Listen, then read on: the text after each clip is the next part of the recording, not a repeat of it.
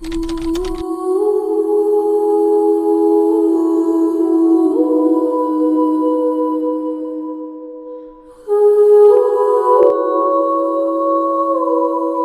Guys, welcome to my YouTube channel Ali world facts 11। आज हम बात करेंगे एक ऐसे पिरामिडों के बारे में जिसे आज से लगभग 4500 साल पहले बनाया गया था। ये एक ऐसा अजूबा बनाया गया था जो लोगों को आज तक चौंकाता आ रहा है, the great pyramid of Giza.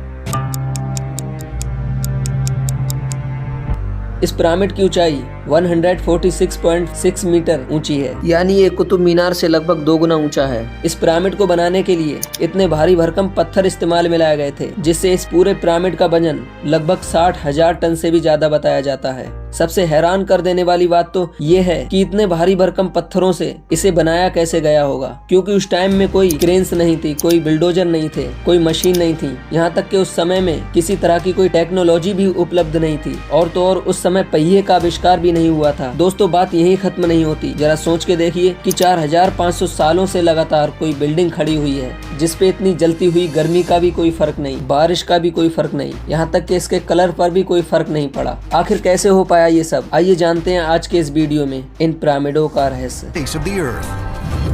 Built around 2500 BC, it is the tallest structure on Earth for more than 3,500 years. Built as gargantuan tombs of shining white limestone, the pyramids were designed to hide. दोस्तों, इतिहास की दुनिया में जितना हम deeply घुसते जाते हैं तो उतना ही मुश्किल होता है इतिहासी रहस्य का पता लगा पाना कि एक्चुअली में क्या हुआ था, कैसे हुआ था और क्यों हुआ था। वहीं उसी तरह इन पिरामिडों के बारे में अनुमान लगाया जाता है कि इन्हें बनाया गया था फेरो खुफू के द्वारा साल 2560 BC में। ये पिरामिड नील नदी के पास में मौजूद हैं। इन पिरामिडों को फोटोज, वीडियोज और मैप में अगर आप देखेंगे तो आपको दिखेगा कि ये एक इकलौता पिरामिड नहीं है बना हुआ, बल्कि 2 और पिरामिड सेम इसी जगह पर बनाए गए हैं। इन पिरामिड की हैरत अंगेज कर देने वाली बातों को देखने के लिए लोग दूर दूर से आते हैं। इन पिरामिडों में सबसे ऊंचा है the great pyramid of Giza, जिसे पिरामिड ऑफ खुफू के नाम से जानते हैं, और दूसरा पिरामिड ऑफ खाफरे। इसे इस नाम से इसलिए जाना जाता है, कहा जाता है कि खुफू के बेटे खाफरे ने इसे बनवाया था। और तीसरा आप तस्वीर में साफ देख सकते हैं। इसके अलावा और भी पिरामिड हैं इजिप्ट में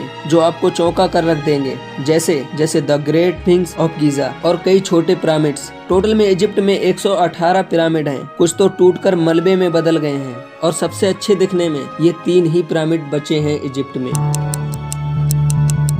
दोस्तों, अब सबसे बड़ा सवाल ये आता है कि आखिर क्या रीजन था इन्हें बनाने का। तो रीजन ये था कि इन पिरामिडों को एक मकबरे के तौर पे यानी कब्र के रूप में बनाया गया था। उस टाइम इजिप्ट में रह रहे लोग आफ्टर लाइफ में विश्वास रखते थे। उनका मानना था कि मरने के बाद जिंदगी खत्म नहीं होती, और उनका ये मानना था कि मरने के बाद हमारी आत्मा गॉड के कोर्ट में जाती है जहाँ न्याय होता है, कि जिन्होंने अच्छा किया है वो हमेशा के लिए पृथ्वी पर कर दिए जाते हैं। इसलिए उस टाइम में जो राजा महाराजा मरते थे तो उनकी संतानें तो इनके लिए टॉम्स बनवाती थीं, यानी जिसे हम मम्मी के नाम से भी जानते हैं। ये अपनी टॉम्स में बहुत सारा खजाना, जवाहरात और कपड़े भी रखवाते थे कि इन्हें आफ्टर लाइफ के बाद दोबारा जिंदा होने पर काम आए। उस समय लोगों का मानना था कि जितना आलीशान मकबरा होगा, जितना ज्यादा माल होगा, उतनी ही अच्छी बीतेगी हमारे राजा की जिंदगी आफ्टर लाइफ मरने के बाद। और दूसरा सबसे बड़ा सवाल आता है कि इन पिरामिडों को इतने बड़े पत्थरों से कैसे बनाया गया था कि इन पत्थरों का अपने आप में वजन 2.5 से लेकर 8.5 टन तक के बीच में आता है। इन पत्थरों को इतने बारीक तरीके से काटा गया था जबकि उस टाइम में कोई औजार भी उपलब्ध नहीं थे। फिर इन पत्थरों को एक के ऊपर एक रखा गया, यहाँ तक कि इन्होंने पहियों का भी इस्तेमाल नहीं किया था इन पिरामिडों को बनाने के लिए। इनमें से एक पिरामिड को बनाने के लिए लगभग 20 साल लग गए थे।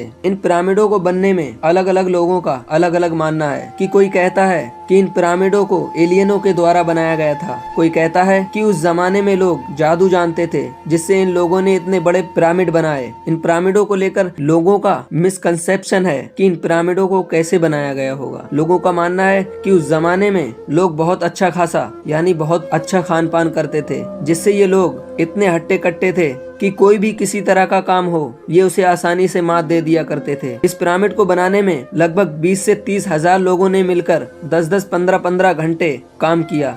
इतने बड़े पिरामिड को बनाने में जो पत्थर इस्तेमाल में लाए गए थे वो ज्यादातर पत्थर आए थे आसपास के एरियाज आसवन से, जो लगभग 800 किलोमीटर दूर है। अब सवाल ये आता है कि इन पत्थरों को काटा कैसे गया था। उस समय में कॉपर का इस्तेमाल किया जाता था, तो ये जो औजार थे वो कॉपर के बनाए जाते थे। इन पत्थरों को दूर से लाने में ये नदी का इस्तेमाल किया करते थे। कहा जाता है कि ये पत्थरों के चारों ओर बैलून सी चीज बांधकर पत्थर को तैरा कर लाते थे।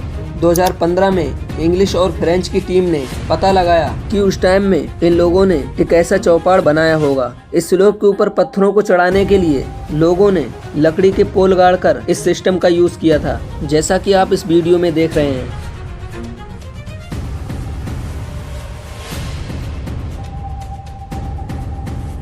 पिरामिड कंप्लीट होने पर ये इस तरह के दिख रहे होंगे। जब धूप निकलती तो ये व्हाइट कलर की शाइन में बहुत खूबसूरत दिख रहे होंगे। ये एक ऐसी चीज थी जो लगभग 100 सालों तक ही टिक पाई होगी। बाद में ये हल्के हल्के मलबे में बदल गई। ये बाहर की लेयर तीनों पिरामिडों से मिट गई है, लेकिन खापरे के पिरामिड के ऊपरी भाग पर थोड़ा आप देख सकते हैं जो बची है।